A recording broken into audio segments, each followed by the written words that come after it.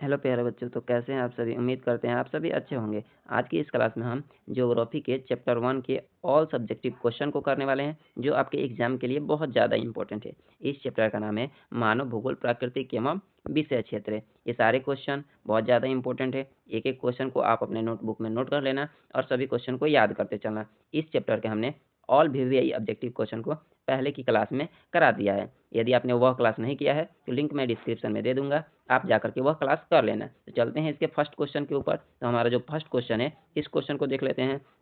हमारा जो first question है, ये क्वेश्चन है मानव भूगोल को परिभाषित करें। यानी मानव भूगोल किसे कहते हैं? तो मानव भूगोल देखो, मानव भूगोल भूगोल की वह शाखा है जिसमें मनुष्य और उसके पर्यावरण के बीच संबंधों का अध्ययन किया जाता है। मानव भूगोल किसे कहते हैं? तो भूगोल की वह शाखा जिसमें मनुष्य और पर्यावरण के बीच के संबंधों का अध्ययन किया जाता है, उसे क्या कहते हैं? मानव भूगोल। ये बहुत ज़्यादा इंपॉर्टेंट क्वेश्चन है, 2 नंबर वाले क्वेश्चन में ये पूछता है। हमारा अगला क्वेश्चन है, प्रकृति का मानवीयकरण क्या है? यानी प्रकृति का मानवीयकरण कहने का मतलब है प्रकृति को कैसे हमने अपने अनुसार क्या कर लिया है? ढाल लिया है, बना लिया है। यानी प्रकृति के ऊपर कैसे हमने कब्जा कर लिया है। इस क्वेश्चन का आंसर देख लेते हैं, जिसका उत्तर होगा प्रकृति का मानवीयकरण वह प्रक्रिया है जिसमें मनुष्य अपनी ज़रूरतों को पूरा करने के लिए प्राकृतिक में बदलाव करता है। अब वो बदलाव क्या करता है? तो करता है जंगल को काटता है और उसे क्या बनाता है? खेत बनाता है। नदियों पर बांध बनाए जाते हैं और पहाड़ को काटकर सड़कें बनाई जाती है। ये सब जब कार्य प्राकृतिक में मानव करता है तो उसे हम लोग कहते हैं प्राकृतिक का मानवीयकरण। तो इसे हम प्राकृतिक का मानवीयकरण कहते हैं। इसमें मानव का जीवन क्या होता है? सरल होता है। जैसे पहाड़ को काट कर यदि हम सड़क बना दिए तो पहाड़ के इस तरफ से उस तरफ जाने में हमें काफ़ी आसान होगा। यदि जंगल को काट करके हमने खेत बना दिया है तो खेती करने में भी हमें बहुत ज़्यादा आसानी होगा। तो इससे देख लेते हैं और आगे क्या लिखा है। लेकिन प्रकृति का इसके ऊपर प्रभाव पड़ता है, यानी प्रकृति के ऊपर इसका प्रभाव पड़ता है। जैसे जंगल को काटकर यदि खेत बना दिए तो जो वातावरण है इसमें हमें क्या देखने को मिलेगा? प्रदूषण देखने को मिलेगा। अगला क्वेश्चन देखते हैं। इन सभी क्वेश्चन को आप स्क्रीनशॉट ले सकते हैं क्योंकि ये बहुत ज़्यादा इंपॉर्टेंट है और अपने नोटबुक में नोट कर लीजिएगा। अगला क्वेश्चन देख लेते हैं हम। हमारा जो अगला क्वेश्चन है, ये क्वेश्चन है मानव का प्राकृतिकरण क्या है? पहले तो हमने देखा प्राकृतिक का मानवीयकरण, यानी मानव ने कैसे प्रकृति के ऊपर कब्जा कर लिया है। अब देखेंगे मानव का प्राकृतिकरण, यानी प्राकृतिक ने मानव के ऊपर कैसे कब्जा किया था। तो ये प्रक्रिया क्या है? मानव का प्राकृतिकरण वह प्रक्रिया है जिसमें मनुष्य पूरी तरह प्रकृति के ऊपर निर्भर रहता है। यह प्रक्रिया वह है जिसमें मनुष्य प्रकृति के ही हिसाब से चलता है। जैसे जब हम लोग जंगलों में रहा करते थे तो हमारा जो रहन-सहन था ये मुख्य रूप से प्राकृतिक पर ही निर्भर था। तो आगे देखते हैं क्या कहता है। आगे बोल रहा है प्रकृति यह तय करती है कि मनुष्य कहाँ रहेगा, कैसे रहेगा और क्या करेगा। मतलब सब कुछ प्रकृति के ऊपर निर्भर है। इसमें मानव का प्राकृतिकरण कहा जाता है। इसमें मनुष्य प्राकृतिक का दास होता है। इसमें मनुष्य क्या होता है? प्राकृतिक का दास होता है। प्राकृतिक जो कहती है वही मानव को करना पड़ता है। मतलब कि ये प्राकृतिक के हिसाब से मनुष्य अपना जीवन को जीता है। अगला क्वेश्चन देख लेते हैं। अगला क्वेश्चन है भौतिक भूगोल को परिभाषित करना है। अगला हमारा क्वेश्चन है भौतिक भूगोल को परिभाषित करें। यानी पहले के क्वेश्चन में हमने देखा कि मानव भूगोल किसे कहते हैं। अब देखेंगे भौतिक भूगोल किसे कहते हैं। तो भौतिक भूगोल क्या है? भूगोल की वह शाखा जिसमें पर्वत, पहाड़, भूमि, जल आदि का अध्ययन किया जाता है, उसे भौतिक भूगोल कहते हैं। इसमें प्राकृतिक विशेषताओं को भी पढ़ा जाता है। भौतिक भूगोल में हम लोग पहाड़ों के बारे में पढ़ते हैं, पर्वत, भूमि, जल आदि के बारे में पढ़ते हैं। इसके साथ-साथ हम लोग उसकी विशेषताओं के भी बारे में जानते हैं कि आखिर पर्वत की क्या विशेषता है, पहाड़ की क्या विशेषता है, जंगलों की क्या विशेषता है, भूमि की क्या विशेषता है। इन सभी के बारे में हम अध्ययन करते हैं। इसका भी आप एक स्क्रीनशॉट ले सकते हैं। ये भी बहुत ज़्यादा इंपॉर्टेंट क्वेश्चन है और अपने नोटबुक में नोट कर लेना। सभी क्वेश्चन को याद कर लेना है, सबसे ज़्यादा इंपॉर्टेंट ये क्वेश्चन है। अगला क्वेश्चन देख लेते हैं। अगला क्वेश्चन है हमारा 5 नंबर क्वेश्चन है भौतिक भूगोल के 2 उप शाखाओं के नाम लिखिए। मतलब 2 शाखाओं के नाम लिखना है। तो भौतिक भूगोल की 2 शाखा जो है जिसमें हम लोग क्या-क्या पढ़ते हैं इसके बारे में जानते हैं। भौतिक भूगोल की जो 2 शाखाएँ वो निम्नलिखित है। हमारा है जलवायु भूगोल। जो भौतिक भूगोल की पहली शाखा है वो जलवायु भूगोल। इसमें हम लोग जलवायु के बारे में पढ़ते हैं, हमारे मौसम के बारे में पढ़ते हैं, ठंडी और गर्मी के बारे में पढ़ते हैं, बरसात के बारे में पढ़ते हैं, पतझड़ के बारे में जलवायु भूगोल के अंतर्गत पढ़ा जाता है। दूसरा है भूमि भूगोल। इसमें हम लोग भूमि के बारे में पढ़ते हैं, मिट्टी के बारे में पढ़ते हैं, मिट्टी के प्रकार के बारे में पढ़ते हैं और मिट्टी की क्या-क्या विशेषताएँ हैं, उन पर कौन-कौन सी फसलें उगाई जाती हैं, इन सभी चीज़ों के बारे में हम लोग पढ़ते हैं।